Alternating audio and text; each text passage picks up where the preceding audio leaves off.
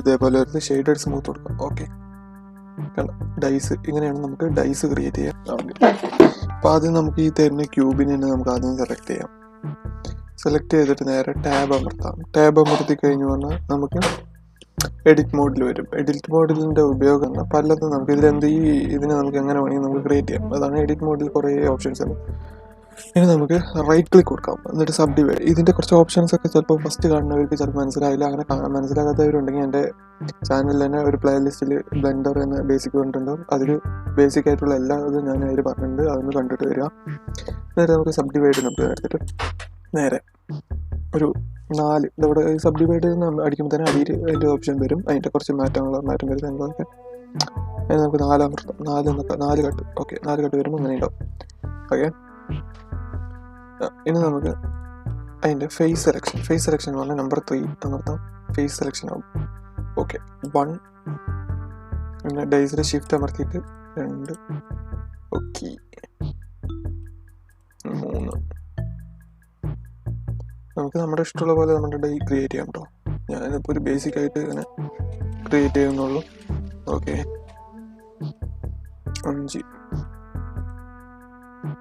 4 വേണമല്ലോ. നമുക്ക് ഇതിൻ്റെ അടിയിൽ 6 എണ്ണം. Okay, 6 dye.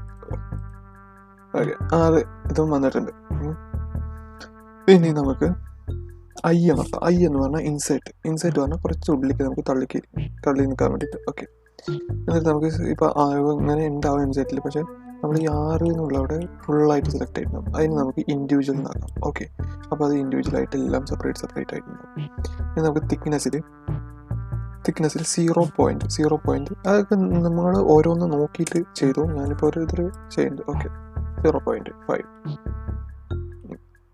ഓക്കെ, ഇനി നമുക്ക് ഇതന്നെ വെച്ചിട്ട് ഇതിൻ്റെ ഉള്ളിലേക്ക് വേണം കുറച്ച് കുഴി വേണം. അതിന് നമുക്ക് റൈറ്റ് ക്ലിക്ക് കൊടുത്തതിന് ശേഷം അതിൽ കുറച്ച് ഓപ്ഷൻസ് ഉണ്ടാവും. നമ്മൾ സബ് ഡിവൈഡ് ചെയ്ത പോലെ തന്നെ ചിലതിന് ഷോർട്ട് ഫോം ഒക്കെ ഉണ്ടാവും. ചിലതിന് ഈ പോക്ക് ഫേസ് കണ്ടിട്ടുണ്ട്. അത് ഉള്ളിലേക്ക് തള്ളുക അല്ലെങ്കിൽ ബൾജായി നിൽക്കുന്നത് അതിന് വേണ്ടിയിട്ടാണ് പോക്ക് ഫേസ്. അത് നമുക്ക് ക്ലിക്ക് ചെയ്യുമ്പോൾ തന്നെ അതിൻ്റെ ഓപ്ഷൻ വരും. പോക്ക് ഫേസിൽ ഓഫ് സെറ്റ് എത്രയാണ് നോക്കുക. നമുക്ക് ഉള്ളിലേക്കാണ് വേണ്ടത്. അപ്പോൾ മൈനസ് ഇട്ടതിന് ശേഷം നമുക്കൊരു വാല്യൂ കൊടുക്കാം. ഞാനിപ്പോൾ 0.2 കൊടുത്തു പറഞ്ഞാൽ എന്തായിരിക്കും നോക്കാം. കണ്ടോ, നല്ലോണം അങ്ങോട്ട് ഉള്ളിലേക്ക് പോയിട്ട് പോട്ടെ. നമുക്ക് നമ്മുടെ ഡേ അങ്ങനെ ചെയ്യുന്നോട്ടെ. ഇനി നമുക്ക് നേരെ മെറ്റീരിയൽ ടാബിലേക്ക് പോവാം. മെറ്റീരിയൽ ടാബിൽ ആദ്യത്തെ ബേസ് കളർ നമുക്ക് റെഡ് കൊടുക്കാം. ഓക്കെ, റെഡിഷ് കളർ എൻ്റെ ഡൈ.